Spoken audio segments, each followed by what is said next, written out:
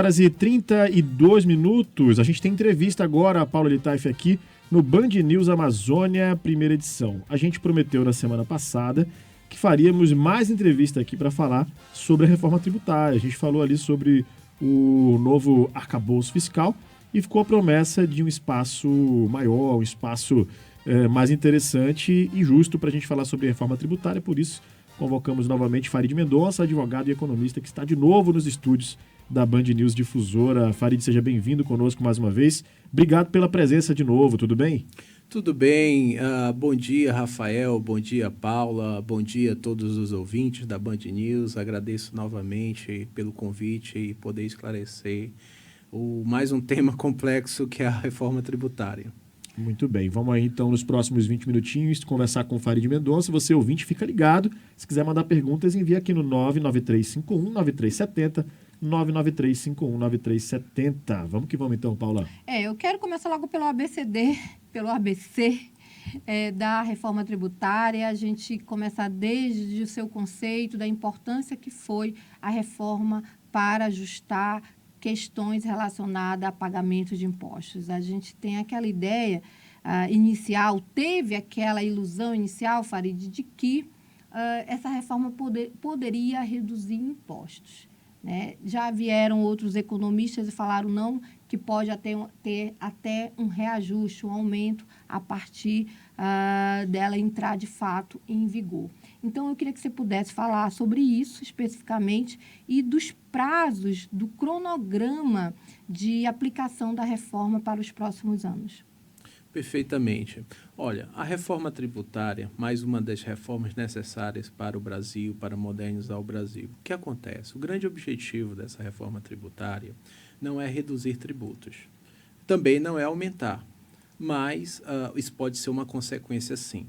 O que acontece? Esta reforma tributária ela tem como principais objetivos trazer mais eficiência no sistema tributário, que todos nós sabemos que ele é muito caótico, gera muito litígio, ou seja, problemas na justiça, e também contencioso administrativo. Além do fato de que praticamente ninguém entende nada do sistema, do que é cobrado, até mesmo especialistas no assunto, muitas vezes se veem em volta de dúvidas técnicas sobre o assunto e acaba que praticamente tudo acaba parando na justiça. Então, o que se quer é trazer um sistema mais ágil, mais moderno, mais simples, mais eficiente e mais transparente também, que o cidadão saiba exatamente o quanto está pagando.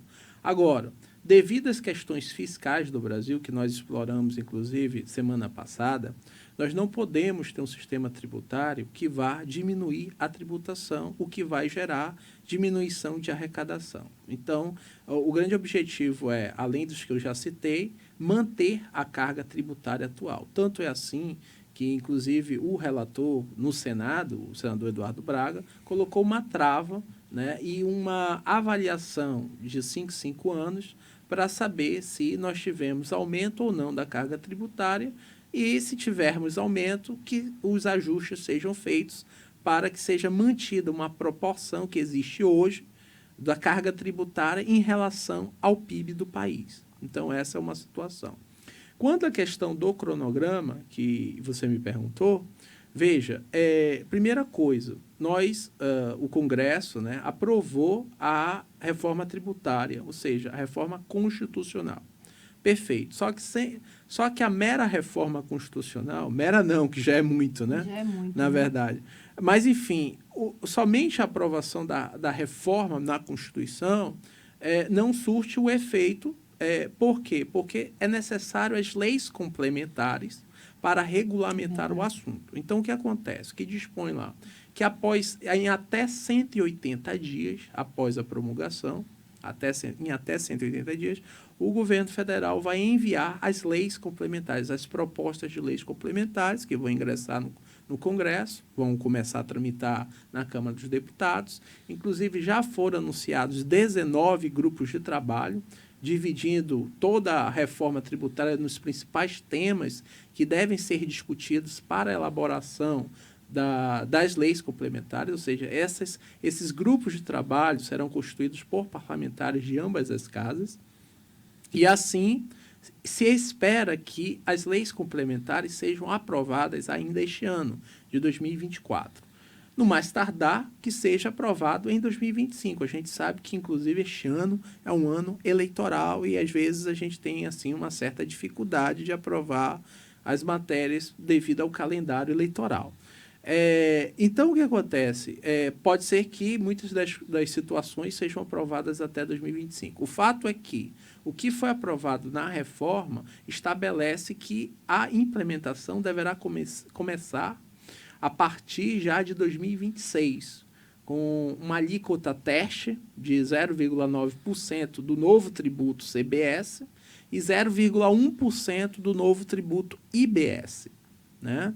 E depois, em 2027, o IPI é zerado, com exceção da Zona Franca de Manaus, que isso é um assunto que depois a gente pode destrinchar melhor. E depois, de 2029 até 2032, o valor a alíquota do ICMS e do ISS, que são os dois tributos muito importantes, um do Estado e o do município, eles vão paulatinamente, gradativamente, caindo a alíquota, diminuindo, e o CBS e IBS vão aumentando também, né? E também PIS/COFINS se extingue. E aí nós teríamos o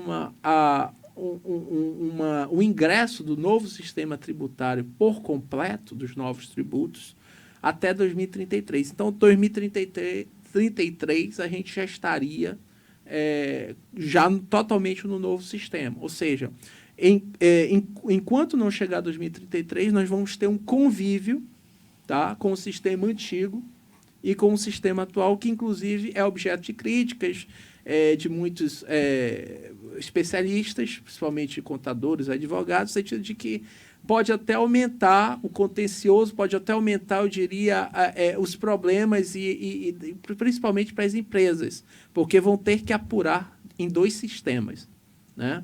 Mas, enfim, se espera que isso seja um mal inicial para você ter aí um bem, ou seja, um sistema muito melhor do que existe hoje.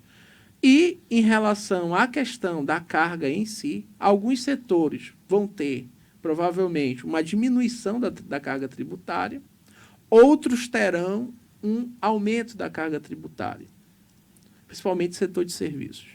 Mas, no geral, o que se propõe é que a carga tributária como um todo permaneça da forma como é, em termos proporcionais ao que é hoje, sem gerar aumento de forma geral para o cidadão. Ou seja, você poderá até ter diminuição de tributo num setor e poderá ter aumento no outro.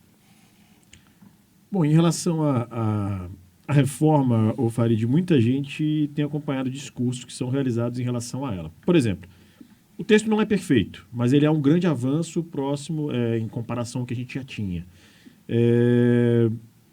Eu queria que você falasse para a gente, conversasse conosco, para o nosso ouvinte aqui, que está ouvindo esses discursos todos, e pensasse, essa foi uma solução entre as viáveis, de fato, que vão fazer a diferença? Porque quando fala-se em reforma tributária, a gente rapidamente observa aqui as reações das pessoas. Por exemplo, o nosso ouvinte aqui, o Luiz Heleno, participou rapidamente e falou assim, olha, a carga tributária é muito alta. Parece que não adianta fazer uma reforma se a carga continua tão alta assim no Brasil. Então, essa é a impressão que as pessoas vão tendo. E aí eu queria que você falasse, do ponto de vista do especialista mesmo, sobre essa questão. Perfeito. É, de fato, a saída necessária, a saída que deu para a gente ter nesse momento, apesar de, como o próprio ministro mesmo da Fazenda falou, Fernando Haddad, não é um texto perfeito, mas é um avanço muito grande em relação ao que nós tínhamos. Com certeza é um avanço muito grande. Veja, o que o Congresso fez foi algo muito importante, haja vista as discussões que já se travavam há mais de 3 décadas, há mais de 30 anos. E, como eu disse, realmente vai gerar mais eficiência e terá menos litígio na justiça. Vai acabar os litígios? Vão acabar? Não. Vai ter problemas? Sim, vai ter. Nada é perfeito na vida. Agora, essa foi a melhor solução que o Congresso Nacional, dentro da perspectiva, dentro do contexto, encontrou. E, de fato, eu acredito que ela é uma boa reforma e que vai gerar reflexos muito positivos, né? Uma externalidade muito positiva como um todo na sociedade. ou seja, vai gerar mais eficiência, vai simplificar mais, vai dar mais segurança jurídica e vai atrair novos investimentos. Portanto, ela tem sim um efeito de gerar resultados positivos na economia. Agora, como o Luiz Heleno falou, realmente o que o povo, a população espera é pagar menos tributos. Por isso que eu digo que a melhor oportunidade para isso vai ser com a reforma tributária, que eu digo que é a reforma tributária 2. O que é a reforma tributária 2? Isso é uma coisa minha que eu estou dizendo. Mas que está programada para acontecer, que é a reforma tributária do imposto de renda, né? Que, em tese, vai começar a tramitar, deve tramitar já nos próximos meses, né? Ou no segundo semestre, no mais tardar. Veja, no imposto de renda, que esta reforma atual ela não trata da reforma do imposto de renda, mas na reforma do imposto de renda, você poderá conseguir fazer e trazer essa justiça que, no caso, o Luiz Heleno está falando, que é você passar a pagar menos tributo, mas pelo viés do imposto de renda, e gerar mais igualdade, ou pelo menos diminuir as desigualdades no Brasil. E aí eu espero que essa seja uma oportunidade que seja muito bem aproveitada pelos nossos parlamentares e pela sociedade brasileira como um todo, nas discussões, nas audiências públicas, para se construir uma solução mais adequada. Veja bem, a desigualdade não é um problema só do Brasil, ela é do mundo todo. Cada vez mais, 1% da população mundial detém muito mais recursos do que o resto da população. Isso é um problema crônico do capitalismo, do modelo que a gente tem. E cada vez mais você vê uma tendência dos próprios bilionários, pessoas extremamente ricas, pessoas que pertencem a esse 1%, dizendo: por favor, me tributem mais, porque eu não estou pagando tributo como um professor paga, como um engenheiro paga, como um advogado paga, entre tantos outros profissionais, entre tantos outros empresários e pessoas que trabalham e que não estão nesse patamar de bilionários e que proporcionalmente pagam muito mais do que essa população. Então, o que acontece? Você tem que fazer uma reforma do próprio sistema e talvez uma das melhores saídas é a reforma do imposto de renda, ou seja, tributar mais quem ganha muito mais. É evidente que eu estou falando de um patamar muito alto da nossa vida normal que a gente vive de padrão, né? E, em compensação, tributar menos os mais vulneráveis e os mais pobres, né? E por aí vai, ou seja, quem está baixo na pirâmide societal. A gente está falando sobre reforma tributária já há algum tempo, né, Paula, aqui no nosso noticiário, a Cenário também falando bastante, e é um tema de suma importância da gente trazer e discutir aqui, trazer a palavra do especialista, porque cada vez mais que a gente fala sobre isso, surgem mais dúvidas dos nossos ouvintes, por exemplo. E os nossos ouvintes e as nossas ouvintes querem saber aquilo que realmente, de fato, vai chegar até eles, até o contribuinte, o consumidor final, como falou a Débora Oliveira aqui, participando na live. Ela faz uma pergunta bem direta. Vai diminuir tributo para o consumidor final? Então, depende de que setor nós estivermos falando, depende de que situação. Por exemplo, eu vejo cesta básica. Bom, a cesta básica é algo que vai ser definido, o que vai compor essa cesta básica. Digamos que vai ter lá arroz, feijão, macarrão, carne, farinha, ou seja, praticamente o que o brasileiro consome. Essa cesta básica, ela está prevista uma isenção do tributo. O que é uma isenção? É você não pagar o tributo sobre a cesta básica. Então, você tem uma perspectiva de que a cesta básica, a alimentação, a básica, né? Não é o salmão, por exemplo, não é o salmão, não é o caviar, é a nossa comida do dia a dia, o nosso feijão com arroz e por aí vai. Isso tende a ficar mais barato, sim. Por exemplo, também, energia elétrica e gás. Não é para todo mundo aí, já nesse caso. Por quê? É para os mais vulneráveis, é para os mais pobres, porque existe uma previsão de cashback. E cashback, que é essa palavra que cada vez mais ficou popularizada, né? É nada mais, nada menos do que a devolução de parte do que você pagou. Isso vai ser ainda disciplinado na lei complementar. Agora, por exemplo, alguns serviços tendem a ficar mais caros, né? Profissionais liberais também, talvez ao contratar um advogado, um engenheiro, um economista, infelizmente é uma parte que pode ficar mais cara. Por quê? Dentro das alíquotas, eles só vão ter 30% de diminuição da alíquota cheia. A alíquota cheia está prevista, segundo palavras do próprio ministro Haddad, em alguns momentos, diz que está prevista uma alíquota de 27,5%. Então, essa é a alíquota cheia. Aí você tem uma divisão. Tem a alíquota cheia para diversos setores, você tem uma outra alíquota que vai ter um desconto de 40%, portanto, de 60%, portanto, só vão pagar 40%. Vai ter outra que vai ter um desconto de 30%, portanto, vão pagar 70%, que são os profissionais liberais. E tem também o outro grupo que vai ser isento. E também tem os regimes especiais. É complexo? É complexo, tem muitas categorias, é uma coisa muito técnica e minuciosa. Mas, enfim, dependendo da classificação do grupo onde aquilo vai entrar, pode ser que pague mais ou pode ser que pague menos em relação ao atual. Agora, a ideia é que a população mais pobre, mais carente, como um todo, naqueles serviços mais essenciais, passe a pagar menos tributo. E eu acredito que a reforma está indo nessa direção. Agora, Farid, a gente percebe aqui uma falta de consciência social e de entendimento tributário de algumas pessoas. A gente vê muito nas redes sociais trabalhadores assalariados se revoltando contra a taxação dos super ricos. Sabe, quando o Fernando Haddad anuncia esse tipo de taxação, eu vejo quem se revolta é o trabalhador assalariado que não tem a noção de que aquele tributo que vai ser ali incidido sobre o patrimônio de um milionário, de um bilionário, vai ajudar justamente e contribuir na arrecadação para que ele tenha condições de ter o serviço básico. Isso que a gente chama ali de redistribuição dessa renda que é tão concentrada no mundo inteiro. Então, falta essa consciência social. E a gente não está falando de pessoas que não têm estudo, não. A gente está falando de pessoas que têm, sim, até um nível superior, que não entende muito bem como ocorre essa tributação dos super ricos e acha que, de alguma forma, vai ser atingido.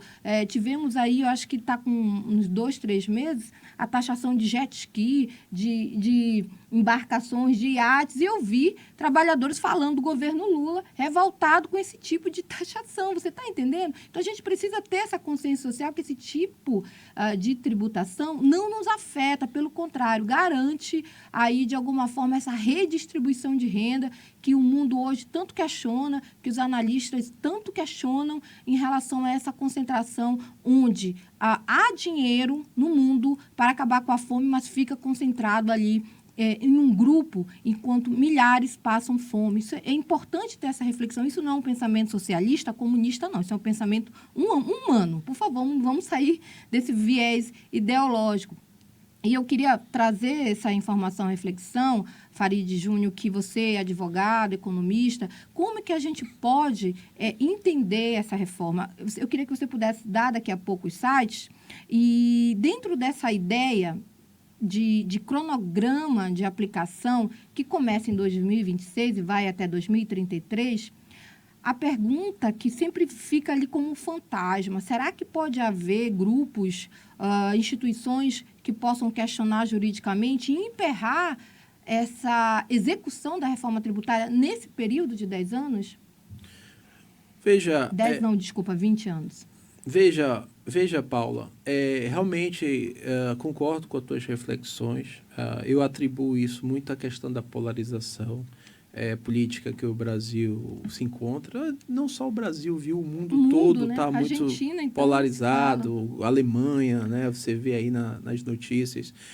Enfim, eu também atribuo isso, também às vezes, vamos ser, né, da mão à palmatória também, às vezes um pouco de falta de uma melhor comunicação do próprio governo, às vezes, não só desse governo, mas de vários governos que passam e às vezes tem que saber se comunicar mais com o público, né? Então, você tem esse problema também. Veja, litígio é uma coisa que sempre você vai ter, você sempre vai ocorrer. E eu costumo dizer o seguinte, o Brasil é um país muito litigioso por natureza. Né? Você sempre, mal acontece um negócio, a pessoa já está pensando em processar, em levar para a justiça, não quer resolver administrativamente. Então, o que acaba é que tudo vai parar na justiça. Né? Eu falo até como advogado aqui, isso é um problema sério que acaba atrapalhando todo o país. Então, podem existir sim diversas pontas soltas que ainda vão gerar muito questionamento na justiça. Então, eu não acredito dessa transformação de você ter um determinado nível de litígio, atualmente vai cair a zero com a mudança do sistema tributário. Evidentemente que não. O que se espera é que melhore substancialmente. Se você reduzir aí 50% de litígio no Brasil relacionado à reforma tributária, você deu um salto revolucionário em termos de sistema tributário. Né? E eu acredito que é muito provável e possível que isso aconteça. Talvez aí eu erre o patamar de 50%, 60% ou 40% de redução, mas o que reduzir, eu acredito que vai acontecer, é um ganho. Agora, quanto à questão desse entendimento, também é importante falar isso, acredito que cada vez mais tem que começar mais cedo. Né? E eu te falo até uma coisa, mas eu vou fazer uma confissão aqui, Paula. Eu também sou um profissional, né, do direito. Paulo, eu fui abrir uma Constituição quando eu cheguei na universidade. Desculpa, isso é um absurdo, beira a imoralidade.